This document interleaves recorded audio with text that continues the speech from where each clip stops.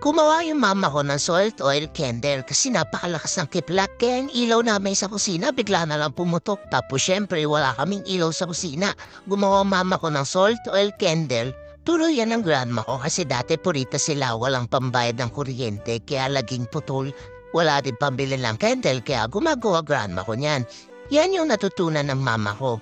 Wala kaming bulak, kaya ginawa niya, tiniray niya yung wipes, ginawa niyang bulak sa kasamaang palad, ayaw naman sumindi. Tapos, sumisigaw yung mama ko kasi panic mode na siya. Sabi niya, Shiloh, Shiloh, Shiloh, tira dito. At baka magtuloy-tuloy nga kasi yung wala kaming ilaw.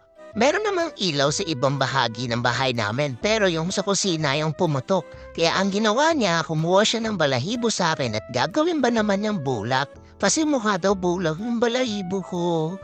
Ewan ko ba sa napapadpad utak ni mama kapag nagpapanik? So ayun nga, binulog niya muna yung bulak ko.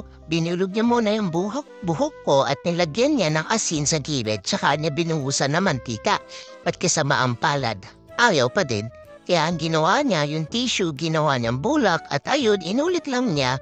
Nilagyan lang niya ng asin sa mga gilid at binuhusan ng mantika. At ayun, sa wakas, sumindi din, pati ba naman ako nagpapanik din? Ay, ako naman si Uto-Uto, hinayaan kong gawing bulak yung balahibo ko. Mariosep talaga, lahat talaga naiisip kapag emergency. Ayun lang, gawin niyo na din yan kapag may bagyo at possible na mawalan tayo ng kuryente.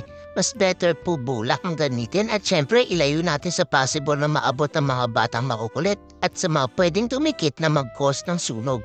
Ingat lang po, huwag po matatakot sa kidlat, huwag tularan ang mama ko. Bow.